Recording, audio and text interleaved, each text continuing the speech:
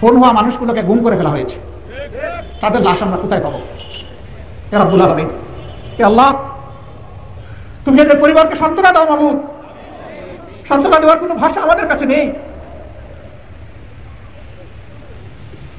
ঢাকার নারায়ণগঞ্জের সাইনবোর্ডে একজন যুবতী বোন তার কুলের বাচ্চা কুলে নিয়ে ওই দিনকার অবস্থা পর্যবেক্ষণ করছিলেন।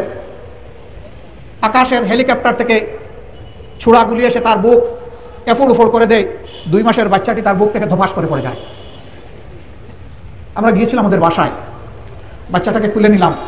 বাবা একজন গার্মেন্টস শ্রমিক, উনি জিজ্ঞেস করছেন, আমার এই বাচ্চাটা তো 2 মাসের মাসুম বাচ্চা, তার মুখে এখনো জবান ফুটেনি, কথা ফুটেনি। এর মুখে যেদিন কথা ফুটবে সেদিন সে কাকে মা বলে ডাকবে? এখন আমার এই বাচ্চার মা কেউ? শহীদ আবু সাইদকে কেন্দ্র করে আজকে যে কথাগুলো বলেছেন, যে বক্তব্যগুলো দিয়েছেন, যে অনুপ্রেরণামূলক আলোচনা করেছেন দেশকে এগিয়ে নেওয়ার জন্য, দেশের সার্বভৌমত্ব রক্ষার ক্ষেত্রে, আজকের ভিডিওটি আপনাদের সকলের জন্য ব্যাপক হারে অনুপ্রেরণা যোগাবে। আপনারা আজকের ভিডিওটি দেখুন এবং মন্তব্য করুন। আসসালামু আলাইকুম রহমতুল্লাহ। সম্মানিত ভিউয়ার্স, রংপুরে সেই আবু সাইদকে শহীদকে কেন্দ্র করে আমির জামাত ডাক্তার শফিকুর রহমান আজকে গুরুত্বপূর্ণ কিছু কথা বলেছেন এবং খুবই গুরুত্বপূর্ণ। আজকের বিষয়টি আপনাদেরকে সকলেরকে দেখার জন্য বিনীত অনুরোধ করছে। আজকের পুরো ভিডিওটি দেখে মন্তব্য করবেন। এত কথা বলেছে, এত সুন্দর কথা বলেছে, যে কথাগুলো আপনাদের সকলের জন্য ব্যাপক হারে প্রেরণা যোগাবে। সম্মানিত ভিউয়ার্স, আজকের ভিডিওটি দেখতে থাকুন এবং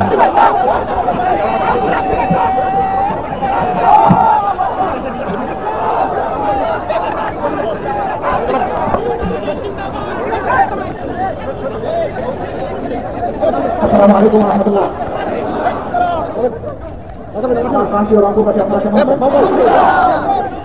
আলহামদুলিল্লাহ রাব্বিল আলামিন, আসসালাতু ওয়া সালামু আলা রাসূলিল কারীম ওয়া আলা আলিহি ওয়া সাহবিহি ওয়া মান আজমাইন।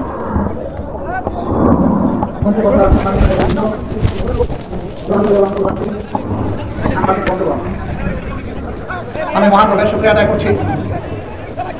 আজকে জাতির এক গর্বিত সেনাপতির নামে তৈরি হয় চত্বরে আল্লাহ তাআলা মুক্ত পরিবেশে আপনাদের সামনে আমাকে হাজির হওয়ার তৌফিক দান করেছেন, আলহামদুলিল্লাহ। সাংবাদিক বন্ধুরা তাদের পেশাগত দায়িত্ব পালন করবেন, এই জন্য তাদের পিছনে যারা বসে আছেন তারা কষ্ট করে শুনবেন আর একটু ধৈর্য ধরবেন এবং তাদেরকে সহযোগিতা করবেন। বাংলাদেশের 18 কোটি মানুষ, বিশ্বের 850 কোটি মানুষ যার কাছ থেকে অনুপ্রেরণা পেয়েছে মানবতার মুক্তির জন্য লড়াইয়ের, ডানা মেলে বুক পেতে গুলি বরণ করার জন্য, সেই মানুষটি হচ্ছে আপনাদের গর্বের সন্তান, দেশ এবং জাতির শ্রেষ্ঠ বীর, আমাদের সন্তানতুল্য আবু সাইদ। আবু সাইদ এবং আবু সাইদের পথ ধরে যারা জীবন বাজি রেখে ফেসিবাদকে বাংলাদেশ থেকে বিদায় করার জন্য বাংলাদেশের প্রত্যেকটি ঘর থেকে যারা বের হয়ে এসেছিল, তারা সেদিন শহীদ হওয়ার নিয়ত করে এই ঘর থেকে বের হয়ে এসেছিল। হে শহীদেরা, হে বীরেরা, তোমরা বাংলার আসমানের তারা, তোমাদের মর্যাদা আমাদের কাছে আসমানের এক একটা জ্বলে ওঠা তারার মতো। আমরা সারা জিন্দগি চেষ্টা করলেও তোমাদের কোনো ঋণ পরিশোধ করা আমাদের পক্ষে সম্ভব নয়। আমরা আজীবন তোমাদের কাছে কৃতজ্ঞ থাকতে চাই। ফেসিবাদ বিরোধী আন্দোলনে যে কয়েকটি বাঁক ছিল, এর মধ্যে সবচেয়ে বড় বাঁক রচিত হয়েছিল আবু সাইদের শাহাদতের মধ্য দিয়ে। একমাত্র বীর আমার জানা মতো দুনিয়ায় তার জাতিকে ফেসিবাদের হাত থেকে মুক্ত করার জন্য ডানা মেলে দিয়েছিল। চিৎকার করে বলেছিল, বুকের ভিতরে তুমুল ঝড়, বুক পেতেছি গুলি কর। দেশের মানুষকে কলিজা দিয়ে ভালো না বাসলে গুলি বরণ করার এমন কলিজা মানুষের হয় না। অতি সাধারণ পরিবারের একটি সন্তান। আমরা সিদ্ধান্ত নিয়েছিলাম 8 তারিখে যে 9 তারিখ থেকে প্রত্যেকটি শহীদের বাড়িতে যাবো ইনশাল্লাহ। আমি যাব, আমার সঙ্গীরা যাবে এবং আমরা শুরু করবো আবু সাইদকে দিয়ে। আল্লাহ তাআলার বড় মেহেরবানি, আল্লাহ তাআলা আবু সাইদের মা বাবার সামনে হাজির হয়ে আমাদেরকে সালাম দেওয়ার তৌফিক দিয়েছিলেন। আমরা নিজেরা গর্বিত হতে এসেছিলাম, তাদেরকে গর্বিত করতে আসেনি। তারা গর্বের জায়গায় আল্লাহ তাদেরকে পৌঁছে দিয়েছেন, আলহামদুলিল্লাহ।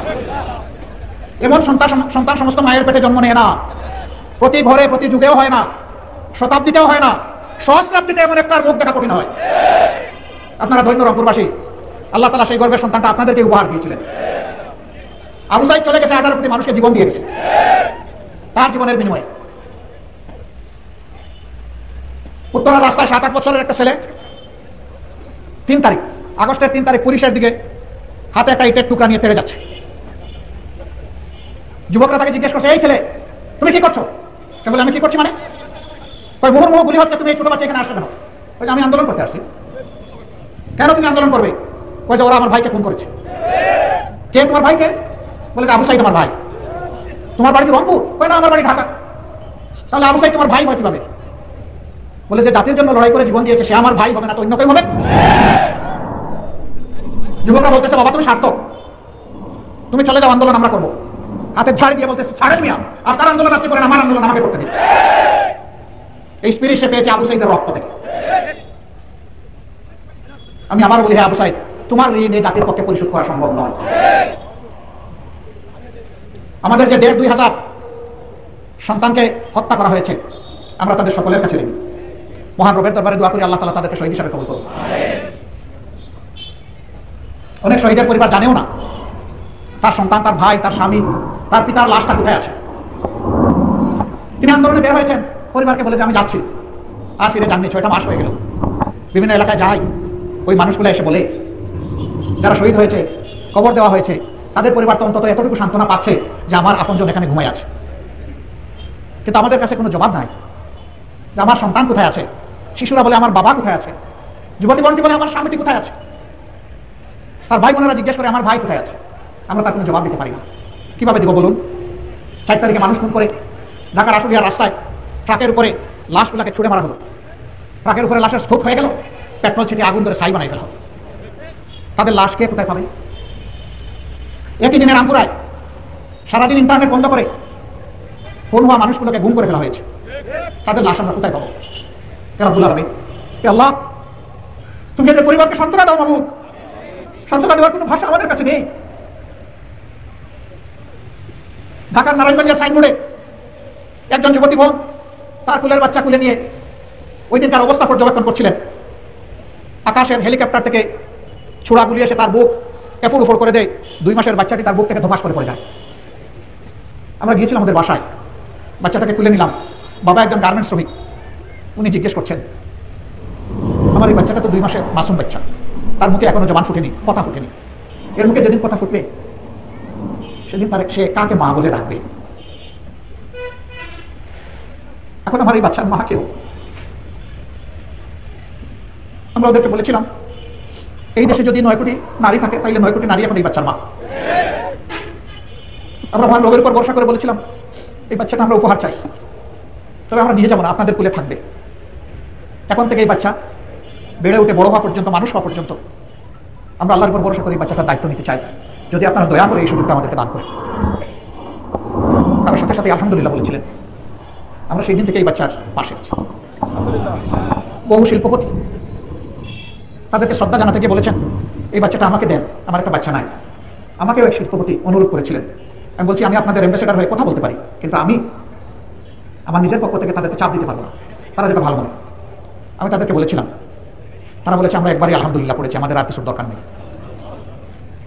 আপনাদের পাশের আশায় সেখানে মিনারুল বলে একটা ছেলে, সে নারায়ণগঞ্জে গার্মেন্টস শ্রমিক ছিল, কিন্তু আন্দোলনের সময় বাড়িতে ছিল। 3 তারিখ সে মানুষকে পানি পান করিয়েছে। 4 তারিখ আর পানির কলসি নিয়ে যায়নি, সে আন্দোলনে শরীক হয়ে গিয়েছে। যাওয়ার 1 ঘন্টা পরেই পরিবারে খবর এসেছে তোমাদের আপনজন গুলিবিদ্ধ হয়েছে। আসলে সে জায়গায় নিহত হয়েছে। আপনজন গিয়ে তার লাশ নিয়ে আসলো। আমি তাদের বাড়িতে গিয়েছিলাম। 3টি ভাই, 2 জন রিক্সা চালায় আর 1 জন গার্মেন্টস শ্রমিক। গরিবের সংসার, বাবা নাই, মা আছে, 3 জনই বিবাহিত। এ ছোট 22 বছর বয়স। পরিবারের সদস্যদেরকে দেখে যখন সহানুভূতি জানাবো, এক এক করে সবার খবর নিচ্ছি। তার স্ত্রীকে যখন জিজ্ঞেস করলাম, মা তুমি কেমন আছো? বললো আলহামদুলিল্লাহ ভালো আছি, কিন্তু আমি তো 6 মাসের অন্তঃসত্ত্বা, আমার এই গর্বের সন্তানের কি হবে বাবা? আমি বলেছিলাম, আল্লাহ তার উত্তম অভিভাবক, এবং তোমার পরিবার সুদ্ধা এই সন্তান এখন আমাদের পরিবার। আমার একটা ছোট ভাই কানাডায় থাকে, সে শুনেছে যে দায়িত্ব আমরা নিয়েছি। আমাদের কাছে আবদার করলো যে ভাই, আপনাদের হাত দিয়ে পরিবারের দায়িত্ব আমি পালন করতে চাই, আমি কি সুযোগটা পাবো? আমি বলছি হ্যাঁ তুমি পাবো। আলহামদুলিল্লাহ ওই দিন থেকে সেই পরিবারের সাথে আছে। আলহামদুলিল্লাহ। আমি এই কয়েকদিন আগে রাজশাহী এসেছিলাম, চিন্তা করলাম যে মেয়েটাকে আমার মেয়ে ডাকলাম, মা বললাম। আলহামদুলিল্লাহ তার কুলে সন্তানটা এখন দুনিয়া এসেছে। আমি যেহেতু মা ডেকেছি, কাজে আমার তো তাকে দেখতে যেতে হবে। সে এখন শ্বশুর বাড়ি থেকে গ্রামের বাড়ি বাপের বাড়ি চলে গেছে। আমার সঙ্গীরা বলছিলেন যাতায়াতের সময় আমরা ম্যানেজ করতে পারবো কিনা। আমি বলছি মেহরবানি করে অন্য প্রোগ্রাম কাটেল করেন, এই সুযোগটা আমাদের দেন। বাচ্চাকে তুলে নিয়ে কেঁদেছি, আবার চুমো দিয়েছি, কারণ এই বাচ্চা তো এখন আর বাপ ডাকার কাউকে পাবে না।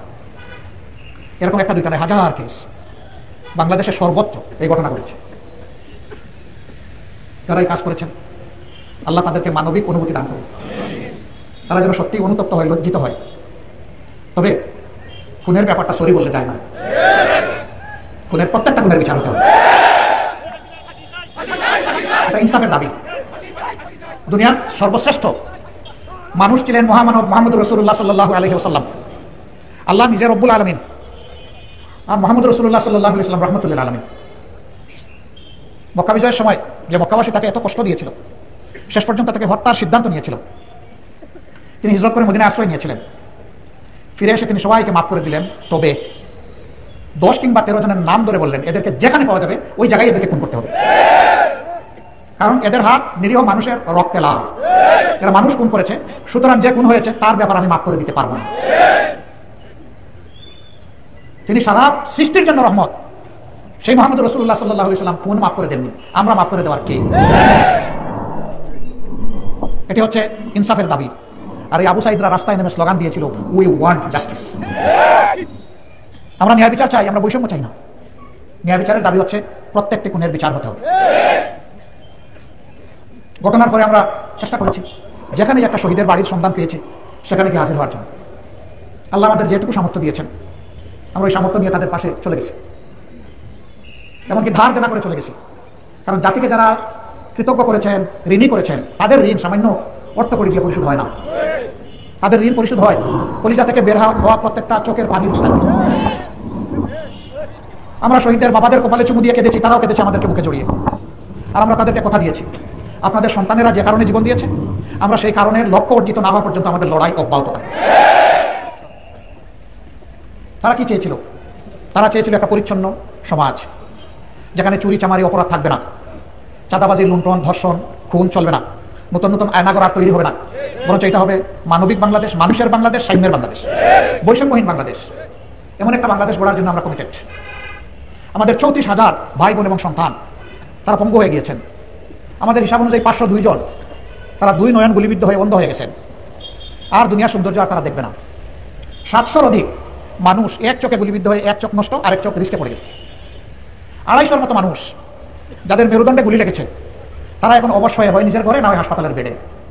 কারো 2 পা অবশ, কারো 4 অঙ্গ অবশ। এরা এখন উঠে বসতে পারেন না। খাওয়া, পেশাব, পায়খানা, গোসল সব কিছু, নামাজ, এভরিথিং এখন তাদের বিছনায়। আজীবনের জন্য তারা অসহায় হয়ে গেল। অথচ তাদেরও তো আমাদের মতো প্রাণচঞ্চল জীবন ছিল। তারা তো আল্লাহ ছাড়া কারোর উপর নির্ভরশীল ছিল না। আজকে তারা মানুষের উপর নির্ভরশীল হয়ে গেল। হাসপাতালে দেখতে গেলাম 8 তারিখ ঢাকা মেডিকেল কলেজে, 1 পা নাই, 1 হাত নাই, চোখ নাই, পায়ে এলিজারব লাগানো। বিছনার পাশে বসে জিজ্ঞেস করলাম, কেমন আছো তুমি? বলে যে আলহামদুলিল্লাহ ভালো আছি। সাবলীল গলায় বলে আলহামদুলিল্লাহ ভালো আছি। আমি অবাক, বলে তোমার পা নাই, হাত নাই, চোখ নাই, মুখ বিকৃত হয়ে গেছে গুলি পড়ে, তুমি ভালো আছো বলতেছো? অবশ্যই ভালো আছে। কিসের বলে তুমি এই শক্তি পাও? বলছে যে জন্য রাস্তায় নেমেছিলে আমাদের লক্ষ্য অর্জিত হয়েছে। কি জন্য রাস্তায় নেমেছিলে? বলছে দেশ স্বাধীন করার জন্য রাস্তায় নেমেছিলাম। কেন এটা স্বাধীন ছিল না? জিজ্ঞেস করে স্বাধীন দেশ হলে আয়নাগর হয় কিভাবে? দেশ যদি স্বাধীন হবে তাহলে সারা বাংলাদেশে ছোপ ছোপ রক্ত আর খালি খালি লাশ কেন আমাদেরকে দেখতে হবে? আলিম উলামা, শিক্ষিত ভদ্র মানুষ, সমাজের জন্য যারা সর্বত্র কল্যাণকর কাজ করে তাদের দিয়ে জেল করে কেন? বললাম ভাই রে, জাতির জন্য যদি আরেকবার এরকম প্রয়োজন হয়, তুমি তো তোমার সম্পদ বিলিয়ে দিছো, আর তো পারবা না। একজন গর্জন করে বললো, কেন পারবো না? আল্লাহ আমার একটা হাত নিয়েছেন, একটা হাত বাকি আছে, 2টা পা বাকি আছে, আবার প্রয়োজন নিয়ে তাই নিয়ে রাস্তায় নামবো। ঢাকা 1 মা 10 মাসের সন্তান তুলে নিয়ে তিনি রাস্তায় এসেছেন। মুহুর্মুহু গুলি, সারা রাস্তা রক্তে ভেসে যাচ্ছে, লাশের পর লাশ, আহত এক লোকের পর আরেক লোক টানা হচ্ছে। সবাই মিলে বললাম, ভাই কি কাজ করলেন আপনি? বলে কি কাজ করলাম? ওই যে বুকের শিশু তুলে নিয়ে আপনি এখানে চলে এসেছেন। আসছি তো বুঝে শুনে আসছি। ওই যে অপর শিশুকে এইভাবে নিয়ে আসতে হয় এগুলির মুখে। ওই আপনারা শুনেন, শিশু আমার একটা নয়, বাংলাদেশে আজকে যতগুলো শিশু রাস্তায় নেমেছে সবগুলো আমার শিশু। আমি ওই শিশুদের সাথে সংহতি প্রকাশ করতে এসেছি। ওই গুলি এসে যদি আপনাকে শেষ করে দেয়, ওই যে সন্তান তুলে নিয়ে আমিও শহীদ হয়ে যাব। আলহামদুলিল্লাহ, আল্লাহ তাআলা এই সন্তানও আমাদেরকে দিয়েছেন, এই মা আমাদেরকে দিয়েছেন। 90 বছরের বৃদ্ধরা সমানতালে যুবকদের সাথে যুদ্ধ করেছেন, তাদেরকে আমাদেরকে দিয়েছেন। সুতরাং এই জাতি একটা বীরের জাতি, আলহামদুলিল্লাহ। আমি আল্লাহ শুকরিয়া আদায় করি, হে রাব্বুল আলামিন, তুমি বাংলাদেশের মায়েদের পেটে তুমি বেশি বেশি করে বীরের জন্ম দাও, একটা চুরও যেন আর জন্ম না নেয়। যারা জাতির সম্পদ চুরি করে বিদেশে পাচার করবে, ওরকম কুসন্তান থেকে এই জাতিকে আল্লাহ তুমি হেফাজত করো। এই সব কিছুর সমাধান তো হতে হবে। সমাধানটা কিভাবে হবে? হত্যার বদলে হত্যা, হিংসার বদলে প্রতিহিংসা, প্রতিহিংসার আগুনে জ্বলে পুড়ে সবাই আমরা ছাই হব, শান্তি ফিরে আনতে হবে। তাহলে শান্তির রাস্তায় হাঁটতে হবে। যারা মুসলমান আছেন সকলের অন্তরে থাকে, আহা একটাবার যদি আল্লাহর ঘর আর নবীর রওজাটা জিয়ারত করতে পারতাম, থাকে না? আল্লাহ কবুল করুন। আপনি যাবেন মক্কায়, রাস্তা ধরছেন মস্কর, আপনি কি মক্কায় যেতে পারবেন? আপনাকে মক্কায় যেতে হলে মক্কার রাস্তা ধরতে হবে। তাহলে ইনশাআল্লাহ আল্লাহ চাইলে আপনাকে মক্কায় পৌঁছাবেন। শান্তির রাস্তা একটাই, সেটা হচ্ছে আল্লাহ তাআলা সমস্ত সৃষ্টির মালিক, সেই আল্লাহর পক্ষ থেকে যে বিধান এসেছে এইটাই শান্তির বিধান। এর বাইরে কোনো শান্তি নাই রে ভাই। আমাদের চোখের সামনেই তো দেখা, সামান্য বয়স আল্লাহ মেহরবানি করে দান করেছেন, দেখে দেখেই তো আসছি। সবগুলাই তো সামনে আমাদের ভাসমান, পরিষ্কার, সারফেসে ভিজিবল, সব আমরা দেখছি। এখন আমাদেরকে আল্লাহর দিকে ফিরতে হবে, সবাইকে আল্লাহ কোরআনের দিকে ফিরতে হবে। আল্লাহর কোরআন কি মানুষের ক্ষতি করতে আসছে? মানুষকে মুক্তি দিতে আসছে, সম্মান দিতে আসছে, মর্যাদা দিতে আসছে। সেই কোরআনের পথে যে জাতি হাঁটবে তারা ভাগ্যবান হবে। এই পথ ছেড়ে যে জাতি হাঁটবে তারা সৌভাগ্যের অধিকারী হতে পারবেন না। তাদের অবস্থা হবে, কড়াইয়ের উপরে জীবন্ত মাছ ছেড়ে দেওয়া হয়েছে ভাজার জন্য, এই নিরীহ মাছটি জীবন বাঁচানোর জন্য লাভ দিয়েছে, লাভ দিয়ে চুলায় পড়ে দিচ্ছে। আমাদের সমাজের অবস্থা তাই। বাঁচতে হলে লাভ দিয়ে মাটিতে পড়তে হবে আপনার, অথবা পানিতে পড়তে হবে আপনার। সেই আশ্রয় হচ্ছে আল্লাহর বিধান। বাংলাদেশ জামাতে সেই বিধানের জন্যই কাজ করছে। আল্লাহর কসম, আল্লাহ আমাদের অন্তরের খবর জানেন। ব্যক্তিগতভাবে আমরা কেউ কোনো নেতা হওয়ার জন্য এই কাজ করি না। আমরা করি দেশের মানুষকে একটু সেবা যদি করতে পারি, এইটাই মনে করি যে আল্লাহর পক্ষ থেকে আমাদের জন্য অনেক বড় নিয়ামত। এই পরিবর্তনের পরে আমরা দেশবাসীকে অনুরোধ জানিয়েছিলাম, মেহেরবানি করে শান্ত থাকুন, ধৈর্য ধরুন, শৃঙ্খলা ফিরিয়ে আনতে সহায়তা করুন। আলহামদুলিল্লাহ, বাংলাদেশের মানুষ যে দায়িত্বশীলতার পরিচয় দিয়েছে। দগদগে ঘা, খড়, শহীদের লাশ, চতুর্দিকে রক্ত তখন তাজা ভাসছে, হাসপাতালের মর্গগুলো লাশের স্তূপ। সেই অবস্থায় দেখা গেল না, কোথাও কারো জীবনের উপরে কাউ হাত দিচ্ছে না, ইজ্জতের উপরে হাত দিচ্ছে না, সম্পদের উপরে হাত দিচ্ছে না। বাংলাদেশের মানুষ দায়িত্বশীলতার পরিচয় দিয়েছে। যারা বিদায় নিয়েছেন তারা বলেছিলেন, এই দল যদি ক্ষমতা থেকে চলে যায় তাহলে 2 দিনে 5 লক্ষ মানুষকে খুন করা হবে। বাংলাদেশের 5 লক্ষ মানুষ খুন হয়েছে? 5 তারিখ, 6 তারিখ, 7 তারিখ হয় নাই। কেন হয় নাই? তারা খুনি হতে পারেন, কিন্তু এই জাতি খুনি নয়। এই জাতির জ্ঞান আছে, এই জাতির মানুষ তার দেশকে, তার মাটিকে, তার মানুষকে ভালোবাসে, সম্মান করে। তারা তো চেয়েছিলেন লক্ষ লক্ষ মানুষ খুন করা হলেও তারা তাদের অধিকার টিকায় রাখবেন। আল্লাহ তাআলার ভাষা বলে আমি বিদায় নিচ্ছি। বলিল্লাহুম্মা মালিকাল মুলকি তুতিল মুলকা মান তাশা ওয়া তানজিউল মুলকা মিম্মান তাশা ওয়া তুইজ্জু মান তাশা ওয়া তুযিল্লু মান তাশা বিয়াদিকাল খায়র ইন্নাকা আলা কুল্লি শাইইন কাদির। আল্লাহ তাআলা বলেন ক্ষমতা দেওয়ার মালিক আল্লাহ, আর জালিম হলে কেড়ে নেওয়ার মালিক আল্লাহ। সম্মান দেওয়ার মালিক আল্লাহ, সম্মান কেড়ে নেওয়ার মালিক আল্লাহ। রাজনীতি যারা করেন তাদের কাছে আমার বিনীত অনুরোধ, ভাই, বন্ধু, সন্তান, দুস্থ, মেহেরবানি করে শহীদের রক্তের প্রতি সম্মান দেখান। ত্যাগী আমাদের আহত, আমাদের পঙ্গু ভাই বোনদের প্রতি সম্মান দেখান। সমাজ বিরোধী কোনো কাজ করবেন না, মেহেরবানি করে। চাঁদাবাজি মেহেরবানি করে করবেন না, দখল বাণিজ্য করবেন না, মানুষের উপর জুলুম করবেন না, মামলা বাণিজ্য করবেন না, ঘুষখুরি করবেন না। মেহেরবানি করে ছেড়ে দেন, আল্লাহ আপনাদের ইজ্জত বাড়াই দেবেন, আল্লাহ আপনাদের রিজিকেও বরকত দিবেন, আল্লাহ আপনাদের হায়াতেও বরকত দিবেন। আর যদি এগুলো অব্যাহত রাখেন তাহলে জেনে রাখুন, আমরা শহীদদের রক্ত চুয়ে শপথ নিয়েছি, এই জঞ্জালগুলো সমাজ থেকে নিশ্চিহ্ন না হওয়া পর্যন্ত আমাদের লড়াই অব্যাহত থাকবে। আমাদের সন্তানদের স্লোগান, আমাদের সন্তানদের স্লোগানই হচ্ছে আমাদের স্লোগান, আমাদের সন্তানদের স্লোগানই হচ্ছে আমাদের স্লোগান। আবু সাইদ মুগ্ধ, শেষ হয়নি যুদ্ধ। আমাদের এই যুদ্ধ সমাজ পরিচ্ছন্ন না হওয়া পর্যন্ত অব্যাহত থাকবে ইনশাআল্লাহ। আসুন একটি মানবিক বাংলাদেশ গড়ার জন্য আবার আমরা আল্লাহ তাআলাকে সাক্ষী রেখে শপথ নিই যে হে রাব্বুল আলামিন, আমরা একটা মানবিক বাংলাদেশ গড়ব ইনশাআল্লাহ। আপনারা সবাই রাজি আছেন? এই কাজে জামাতে ইসলামীকে যদি দেখেন জামাত পথে আছে, সঠিক পথে আছে, মেহেরবানি করে আপনারা আমাদেরকে একটু ভালোবাসবেন, একটু দোয়া দিবেন, পরামর্শ দিবেন, অন্যায় করলে সমালোচনা করবেন এবং যথাযথ ক্ষেত্রে পরস্পরকে সহযোগিতা করবেন। আমরা এই জাতিকে ঐক্যবদ্ধ দেখতে চাই, আর টুকরা টুকরা জাতি দেখতে চাই না। সারা জাতি ঐক্যবদ্ধ হয়ে ইনশাআল্লাহ আগামী সকল চ্যালেঞ্জ এবং ষড়যন্ত্র মহান আল্লাহর উপর ভরসা করে আমরা মোকাবেলা করব। এখানে ছাত্র যুব সমাজ তোমরা যারা আছো, তোমরা আমাকে মেহেরবানি করে বুড়া মনে করবে না, আমিও কিন্তু যুবক। তোমরা ইনকিলাবের সংগ্রামে, যুদ্ধে, অনাচারের বিরুদ্ধে প্রতিবাদে যেখানে যাবা সেখানে তোমাদের সাথে আমি থাকবো ইনশাআল্লাহ। ইনকিলাব জিন্দাবাদ, বাংলাদেশ জিন্দাবাদ, বাংলাদেশ জামাত ইসলামী জিন্দাবাদ। আসসালামু আলাইকুম ওয়া রাহমাতুল্লাহ।